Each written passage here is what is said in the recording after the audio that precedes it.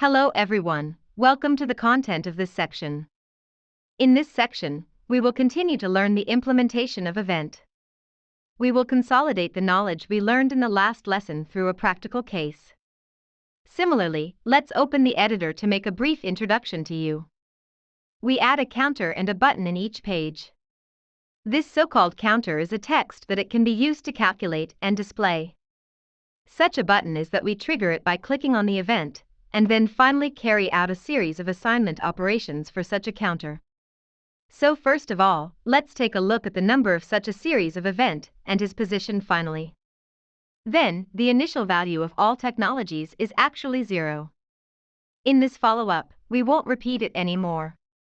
Then, let's pause the video now, and then calculate in our hearts the final value after such a series of event.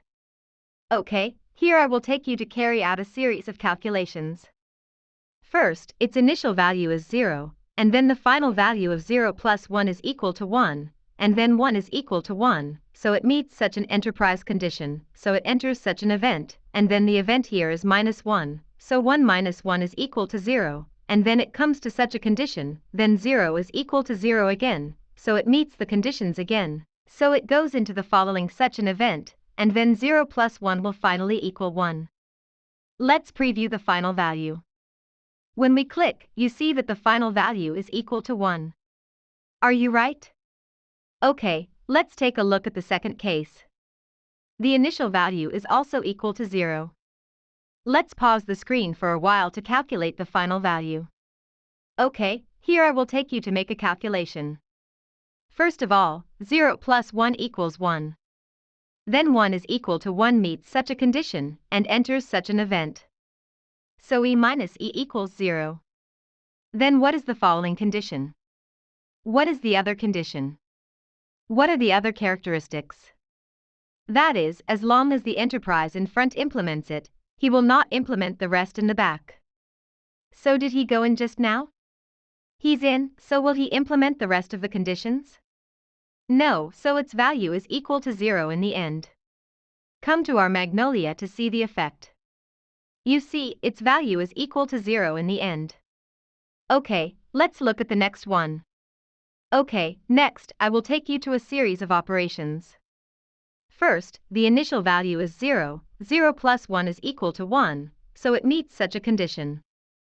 Because 1 is equal to 1 is right, it executes such an event, so 1 plus 1 equals 2 at the end. Then he came to such a condition, 2 is equal to 2, so it is said that it performs such an event, so 2 plus 1 is equal to 3. Then come to such an adventure, 3 is equal to 2? 3 is really not equal to 2, so its condition is also satisfied, so plus 1 is equal to 4. Then there is another one here. Because this one has been done, does he still do the rest? He didn't do it, so the final answer is equal to 4. Let's take a look at the effect. When we click, the final answer is equal to 4. Are you right? Okay, let's look at the next condition. The same value is still equal to 0. Let's pause the screen for a calculation. Okay, here I will take you to carry out a series of operations. First, the initial value is 0, 0 plus 1, which is equal to 1. Then, 1 is equal to 1. If this condition is met, it is said that 1 plus 1 will be equals 2 in such an event. Then, it is said that 2 will be equal to 2 in the next event. So it is said that adding 1 will become 3.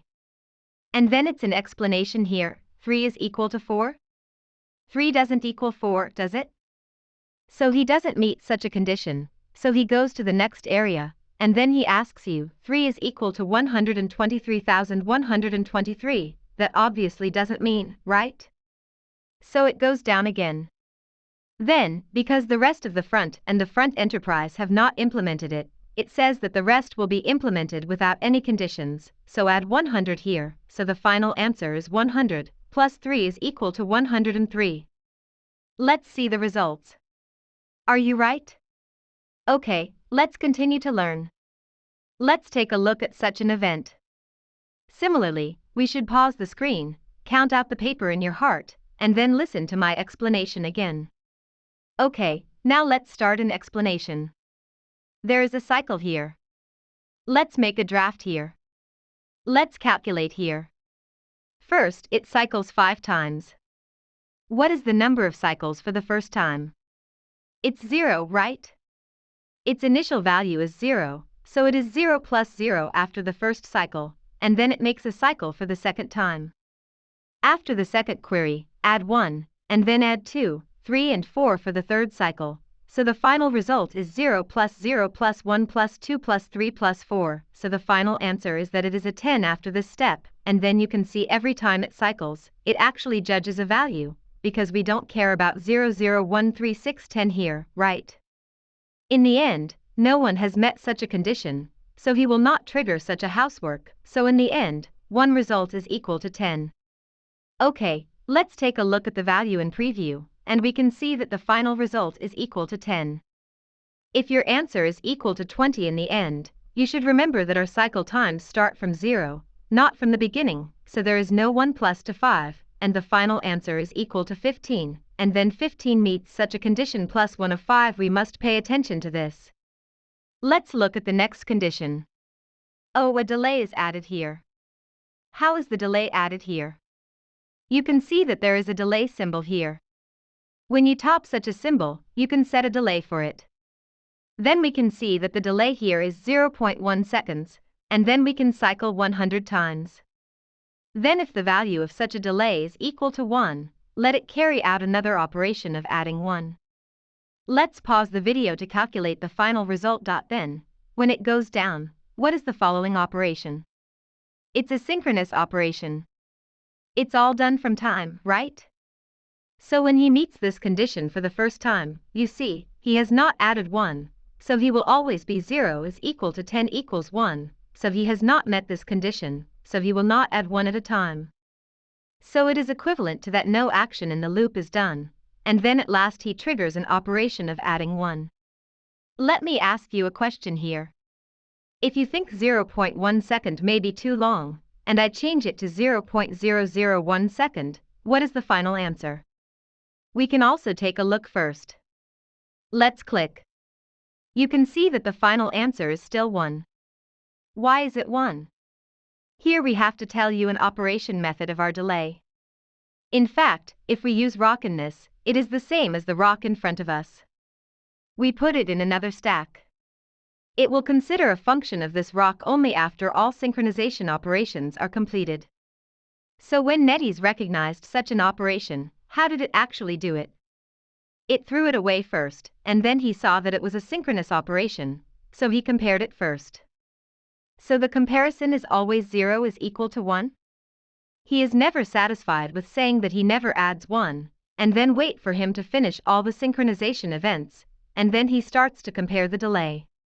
Oh, this delay is 1 second, okay, after 1 second, you are executing such a delay operation, so in fact, the real execution is done countless times in the loop, and then through such a +1 operation 1 plus 1, so no matter how short your delay here is, it is equal to 1, so there is no time to calculate here, and then you can judge a value here.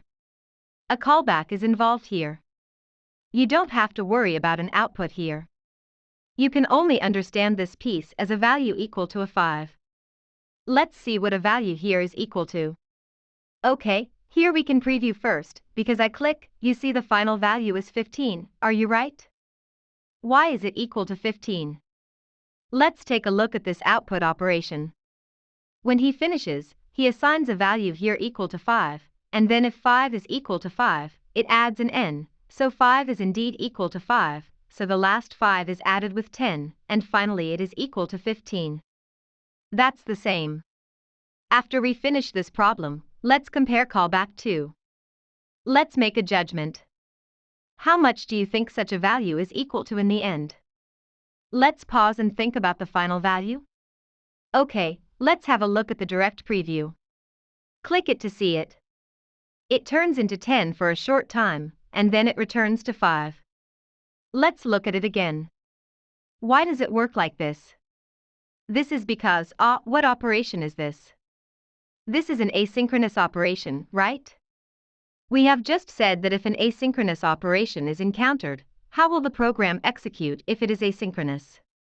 It will first perform an operation of adding n, so here 0 is first added with 10, which is finally equal to a 10, and then a result here is obtained.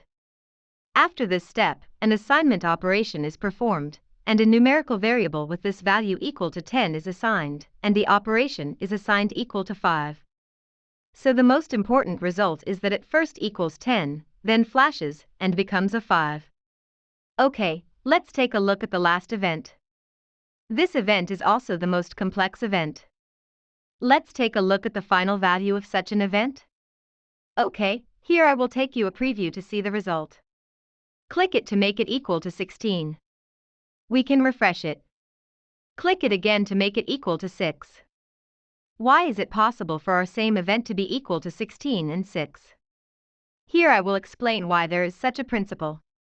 Through such an output just now, we already know that you don't have to worry about the value of the final piece here. It is a 5, so how does it actually execute when it is executed? First of all, let's look at this one. What operation is it? Output, so it is an asynchronous operation, so when the software is executing, it doesn't matter whether it directly executes the following time, and then what time is the following time, which is a delayed event. How long before the delay is, it starts to execute after 00. So there will be a problem. Do you know when the rock here will be completed? After the rock here is completed, you will perform an operation of adding 1 to it. So first of all, when he executes an output, if the browser's performance is particularly good, and the server is particularly good at that time, he completes an addition of n, so he directly adds 0 and 5, and finally gets a result of 5, and then he will directly execute the following step. Then 5 is equal to 6 is not equal to 6, so in the end, one of its results is equal to 5. Then the delay comes again, so 5 plus a 1 equals a 6. What happens when the browser's performance is particularly bad that day? It is this time that he has not yet implemented, but the plus 1 on this side has done it first, so it is said that it is 0 plus 1 to get a value of 1, and then the output on this side gets a result, so it is said to repeatedly add a 5 is equal to 6, and then to implement such an event, 6 is equal to 6, so it is said that adding a 10 finally equals 16. Therefore, in the case of such operations with delay and asynchrony, we are completely uncertain about the final value it equals. Why? Because we don't know who will execute such an asynchrony and such a delay first. Through the above example study, I hope you can deepen our understanding of event execution. That's all the content of this section. Thank you for watching.